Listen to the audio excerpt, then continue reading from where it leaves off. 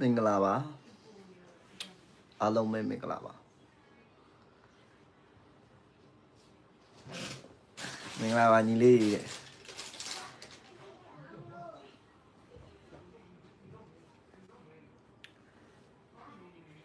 ကဲအားလုံးပဲမင်္ဂလာပါเนาะအမျိုးတွေအားလုံးပဲမင်္ဂလာပါเนาะကျွန်တော်ရဲ့ live video တွေမှာအမြဲတမ်းအားပေးတဲ့ကိုရီမတွေအားလုံးပဲကျေးဇူးတင်ပါတယ်เนาะအားကိုရီငါမတွေလေเนาะအားလုံးပဲပျော်နိုင်ပါစေမင်္ဂလာပါညီလေးတွေမင်္ဂလာပါ channel ကို subscribe နှိပ်ရသေးတဲ့ကိုရီမတွေအားလုံးက channel ကို subscribe နှိပ်ပြီးတော့မှကြည့်ပြီးเนาะ channel ကို subscribe နှိပ်ရသေးတဲ့ကိုရီမတွေ channel ကို subscribe နှိပ်ပြီးတော့ကြည့်လို့အဲ့တော့ကျွန်တော်ဗီဒီယိုပိုင်းလေးတင်တဲ့အခါ live လေးလုပ်တဲ့အခါမှာအားလုံးပဲเนาะတွေ့လို့ရအောင်လို့ပေါ့เนาะဗီဒီယိုလေးတင်တဲ့အားလုံးသိအောင်လို့เนาะ live ဟာမင်္ဂလာပါညီလေးတွေမင်္ဂလာပါကျွန်တော်ရဲ့ချစ်ကိုလေးချစ်မတွေနည်းနည်းလေးတော့နောက်ကျသွားတယ်ဗျာเนาะနည်းနည်းလေးနောက်ကျသွားတယ်ဒီဘက်ကတော့အမှန်ကတော့ကျွန်တော်ဒီဘက်ကအေးဆေးပါပဲเนาะ live လာပြီးတော့လွှင့်မိတယ်ဆိုတာကျွန်တော် live လေးတွေအများနဲ့ကြည့်ပြီးတော့အားပေးတဲ့သူတွေလည်းเนาะကျွန်တော်ဂျာတာပင်းလေးတွေမှာအကောင်းဆုံးလေးเนาะစူးစမ်းပေးထားတာရှိတယ်ပြီးတော့ရင်ဗာလဲဆိုတော့ဒီဘက်မှာလည်းပြောစရာတော့ဗာလဲဆိုတော့ဗျာเนาะဒီဘက်မှာလည်းကျွန်တော်လုပ်ပေးနိုင်တာတွေအားလုံးပဲလုပ်ပေးထားတာပေါ့เนาะဒီဘက်မှာကျွန်တော်ရဲ့ဒါကျွန်တော်ရဲ့ကန်ဆာမျိုးတွေအတွက်ကျွန်တော် live မှာတော့ဟိုနေ့တွေကပြောထားခဲ့เนาะကျွန်တော် stream တင်တွေက live တင်တွေကပြောထားခဲ့ကျွန်တော် live လေးတင်ပေးလို့မရတဲ့အချိန်လေးဆိုကျွန်တော်မတင်လို့ရတဲ့အချိန်မှာကျွန်တော်တင်ပေးမယ်ဒါပေမဲ့ဒီဘက်မှာကျွန်တော်အကောင်းဆုံးလေးတွေမွေးကနန်းလေးတွေမွေးကွက်လေးတွေရောမွေးခွေလေးတွေရောကျွန်တော် live နဲ့အချိန်တိုင်းလေးမှာเนาะကျွန်တော်ရဲ့ကန်ဆာမျိုးတွေအတွက်ကျွန်တော်လုပ်ပေးနိုင်တာလေးလုပ်ပေးမယ်အားလုံးကျွန်တော်ပေးထားတာရှိရเนาะအားလုံးပဲဒီဘက်မှာလည်းဒါကျွန်တော်ရဲ့เนาะဒါကန်ဆာမျိုးတွေအားလုံးနဲ့ကျွန်တော်လုပ်ပေးထားတာဒီဘက်မှာဆိုရင်ဒါ10ပတ်ဒီ81အားလုံးပဲမိเนาะဒါအခွေဆိုရင်လည်းဒါ52အခွေเนาะဘာမှပြောစရာမလိုအဓိကကျွန်တော်ပေါ်ချစ်တဲ့သူတွေကျွန်တော်နဲ့လက်တွဲတဲ့အမျိုးတွေအားလုံးကိုကျွန်တော်ပြောရှင်းအောင်လုပ်ပေးပြီးသားပဲเนาะအားလုံးလည်းပြောနေကြပြီပေါ့ဒီထဲမှာပါတယ်မလားเนาะကျွန်တော်ကအများသိပြီးတော့ပြောမနေဗျာเนาะသိပြီးတော့ပြောမနေလို့เนาะဟိုလက်တွေ့ပဲလုပ်ပြရတယ်เนาะခုမှတွေ့ရတယ်နည်းနည်းလေးရမင်္ဂလာအောက်ကွက်လုပ်ခြင်းနေအဖွဲ့ဝင်တွေကတော့အဆင်ပြေပါပြီတဲ့တချို့ကြတော့ကျွန်တော် like လေးတွေမတွေ့ဘူးလို့ဗီဒီယိုပိုင်းလေးတွေမတွေ့ဘူးလို့ကျွန်တော်ပြောကြရတယ်ဗျာเนาะဘယ်ရောက်သွားလဲအကိုရေဘယ်မှမပြောက်ပါဘူးဒါဒီညနေမှာဆိုရင်ဒါ52အခွေเนาะသူများကကြီ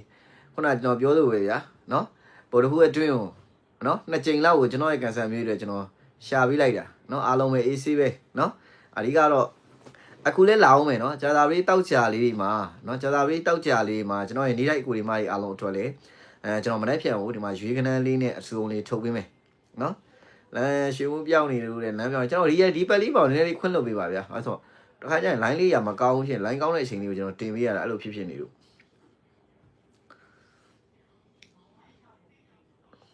့ညောင်ကားပင်ကအပေးနေပါတယ်အခုမှကူဘူးနဲ့တွေ့ရတယ်ဒီပတ်လေးစောစောစီးစီးအောင်ဝဲရတယ်ကူမူကြီးဒါပဲလေဗျာဟုတ်တယ်မလားကျွန်တော်လုပ်ပေးနိုင်တာကိုကျွန်တော်လုပ်ပေးခဲ့ပြီเนาะ live လုပ်တဲ့သူတွေအားလုံးပဲတရားမချင်အားလုံးပဲပြောရပြီเนาะဘို့ထိုးတွင်းမှာလုပ်ပေးထားတာဟိုတချို့ကြတော့လေမယုံကြည်ကြလားပါလားတော့မသိဘူးပေါ့ဗျာဟုတ်တယ်မလားပြောတဲ့အချိန်ဆိုသူဘာတွေပြောနေလဲပေါ့လေသူဘာတွေပြောနေလဲတော့သူမသိဘူးပေါ့เนาะအဲ့တော့ဘာဖြစ်ဖြစ်ယုံကြည်တဲ့သူတွေဒါကျွန်တော်မှလာပြီးတော့ကျွန်တော်နဲ့เนาะကန်ဆာမျိုးတွေအားလုံးဒါပြီးခဲ့တဲ့ဘက်ကလည်းကျွန်တော်တစ်ပတ်လုံးပဲလုပ်ပေးထားတာပြီးခဲ့တဲ့ဘက်ဆိုမွေးနေ့လေးဆိုရင်2ချိန်3ချိန်ဒီကောင်တော့သွားတယ်အခွေလဲဒါအားလုံးပဲရတယ်ဒီဘက်လည်းဒါပြောမှဆိုရင်မွေးနေ့မွေးကွက်ကောအခွေကောအားလုံးပဲဘလူးတင်မယ်ဘာလို့ဆိုအရင်ဘက်တည်းဆိုရင်ဇာတိုးနဲ့ဇာတိုးမွေးလောက်ပဲကျွန်တော်လုပ်ပေးတာဗျာเนาะဒီဘက်မှာအခွေလေးထည့်ပြီးဆိုတော့ဘာလဲဆိုတော့ဇာတိုးထောက်သွားရင်နောက်တဲ့အခွေလေးဘာဖြစ်လိုက်ဆော့တဲ့သူတွေလည်းရှိတယ်မဆော့တဲ့သူတွေလည်းမစိုးဘူးဗျာဆော့တဲ့သူတွေလည်းအဆင်ပြေတာပေါ့ဟုတ်တယ်မလားလိုက်လို့ရင်လည်းအောင်ပြီလို့မှတ်တယ်3-5ပတ်တီးကကျွန်တော်ပေးထားတာကတပတ်စာအကက်လည်းထွက်သွားတယ်เนาะ live ပေါ်မှာကျွန်တော်တင်ပေးထားတဲ့3ပတ်တီး5ပတ်တီးအကက်လုံးပိုင်းနေ3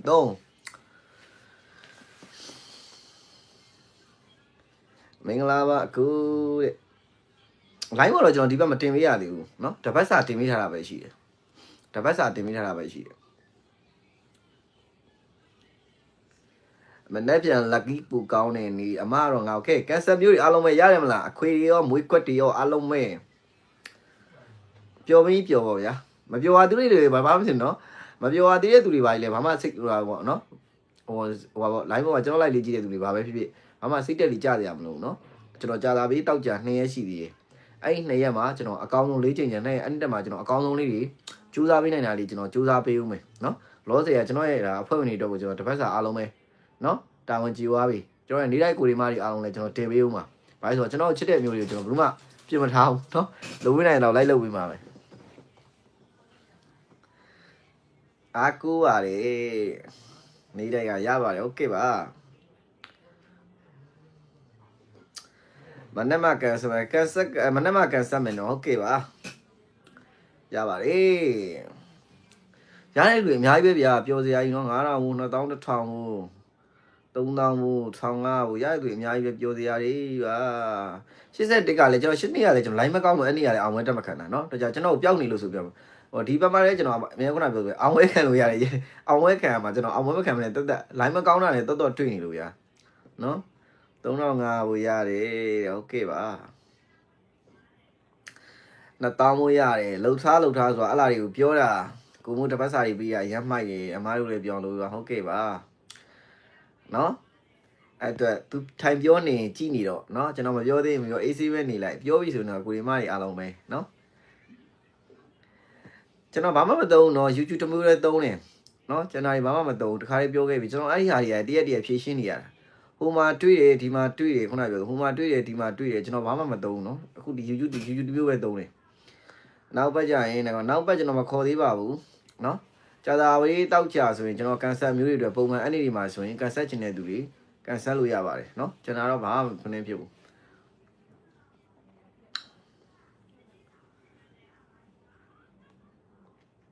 မနေ့ပြန်တော့အထူးအောင်လေးလာတင်ပေးတာဗျာเนาะနည်းနည်းလေး live လေးလည်းကျွန်တော်မလွတ်နိုင်ကြာလို့ကိုမိုးရေးတဲ့အရန်ပျော်ရတယ်ကေပေါက်လေးကျွန်တော်ထုတ်ပြီးမှကြာသာဝေးနေပေါက်တဲ့သူတွေအားကြပါတယ်3ရက်မှာ2ရက်တောင်ပြောလိုက်ရပါတယ်โอเคပါနေတိုင်းကိုပြစ်ထားတယ်နော်နေတိုင်းကျွန်တော်ပြင်မထားပါဘူးဗျာနော်နေတိုင်းလည်းကျွန်တော်ပြင်မထားပါဘူးအပတ်တိုင်းအခုလည်းကျွန်တော်လိုက်လာလွန်ပြီအဲ့လားလေနော်လိုက်လာလွန်ပြီ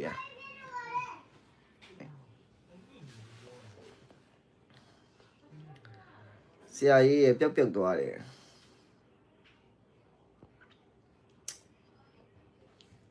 လုတ်ပါဆိုတာနော်အကိုဒီမတွေအားလုံးလက်ကားပြောတာမဟုတ်လုတ်ပါဆိုတာလုတ်ကျွန်တော်ခုနပြောသူပဲနော်ကျွန်တော်လုပ်ပေးလိုက်တာလေးတွေ့ရင်အားလုံးဘယ်သူမှကျွန်တော်တယောက်ချင်းနော်ဟိုကတော့လူတစ်ပါတယောက်လုံးကကျွန်တော်တတ်မှတ်ထားတာမရှိဘူးနော်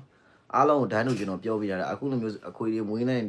ရတယ်ဆိုတာလေအားလုံးကိုကျွန်တော်ပြောပြီးသားနော်ဒါလိုက်လုပ်ချင်တဲ့သူတွေလို့ကျွန်တော်ခုနပြောသူပဲကျွန်တော်က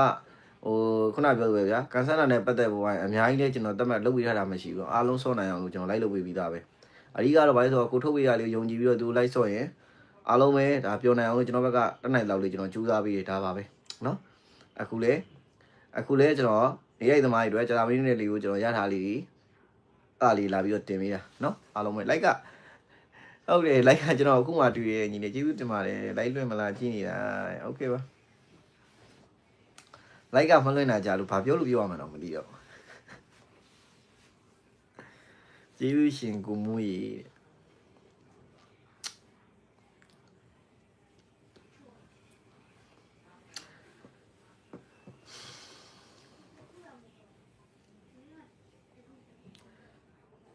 မနှက်ပြန်ကိုနော်3ည1ကတော့ထွက်ပြီးသားပေါ့ဗျာမနှက်ပြန်ကဏ္ဍပြန်လဲတွေ့နေလို့မနှက်ပြန်ကို9တင်ကအထူးနော်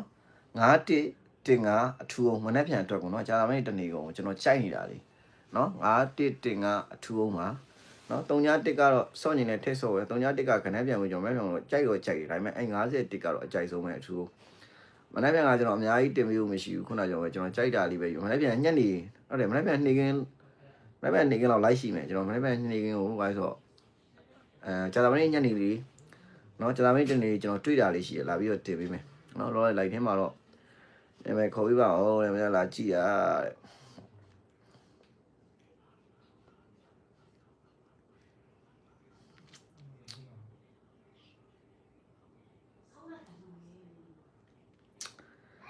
စင်ကောင်း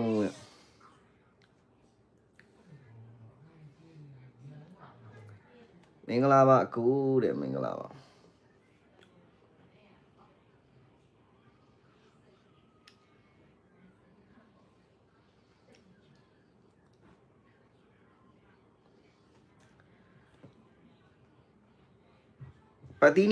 ပတ်တီးနီနေကမနှက်ပြန်အောင်နော်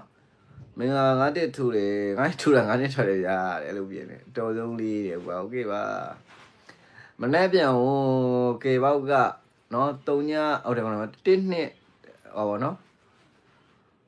1နှစ်1ခွန်1ကူနော်နောက်ကပြီးသွားရင်3ညနဲ့ဆိုရင်အဲ့မှာ3ညခွန်ရင်နော်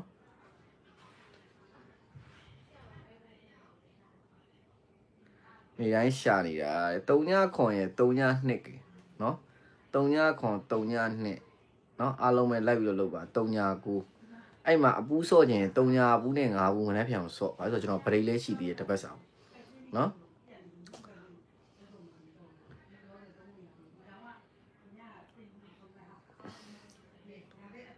နော်အဲ့ဒါလေးပါပဲကျွန်တော်တင်လက်တက်လိုက်တော့တွေ့တဲ့အတိုင်းပဲကျွန်တော်တော့တိတ်ပြီးတော့အများကြီးပေးရတိတ်မကြိုက်ဘူးကျွန်တော်တွေ့ရမြင်လာလေးတော့ပေးခဲ့တာပဲနော်3ညဘူး5ဘူးနော်3ညခွန်3ညနဲ့3ညကူ1နှစ်1ခွန်1ကူ9 3ညကိုမနေ့ကကြမယ်ဆိုရင်ဗျာ9 3ညလုံးဝိုင်ကို1လုံးဝိုင်နဲ့အပီးနော်9 3ညလုံးဝိုင်ကို1လုံးဝိုင်နဲ့အပီးအဲ့ဒီမှာကျွန်တော်တင်9အထူးအောင်ထုတ်ပေးထားတယ်နော်တင်9အထူးအောင်ထုတ်ပေးထားတယ်3ည1ကတော့ထွက်ပြီးသားဆိုတော့ကနမ်းမြကြရင်လည်းကြပါဗျာကြရင်တော့ထည့်စော့ပေါ့ဟုတ်လား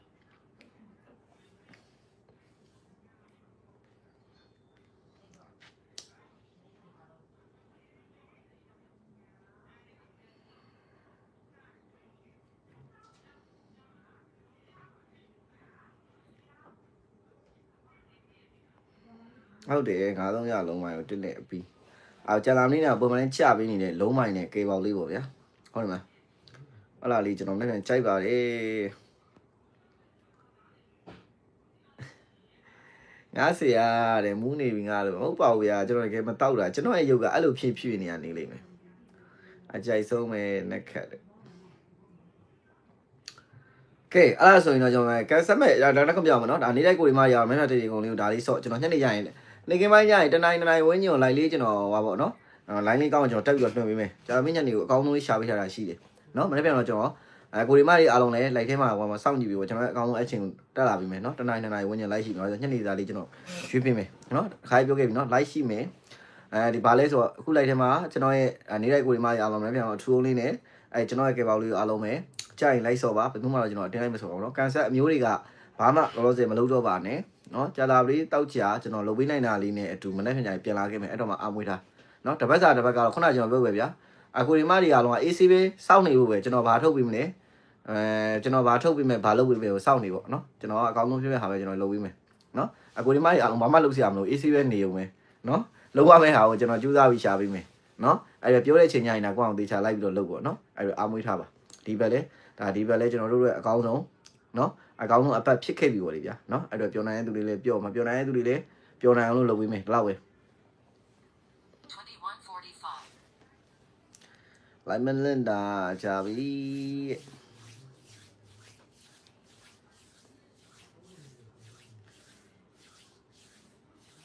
ဝင်းနေကဂျာဘီတောက်ကြဆိုအမြဲခေါ်လာအဖေကျွန်တော်မခေါ်သေးဘူးနော်ကန်ဆက်ချင်တဲ့ကိုဒီမရဲ့အလုံးဂျာဘီတောက်ကြကြရင်ကျွန်တော်ပြောပေးမယ် YouTube တမျိုးလေးသုံးနေကျွန်တော်ဘာမှမသုံးဘူးနော်အဲ့တော့ဟိုမှာတွေ့တယ်ဒီမှာတွေ့တယ်ကျွန်တော်သိပြီးတော့ဟိုနေဖြစ်ပါနဲ့ကိုယ့်ဘိုင်ကိုတတိထားပါအတူလေးထွက်နေတယ်နော်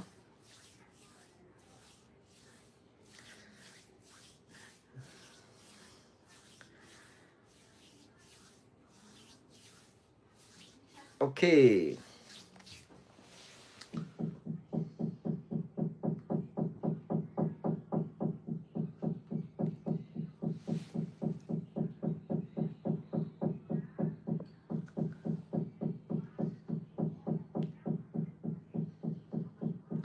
လောက်ပဲပြအားလုံးပဲပါမယ်ပါ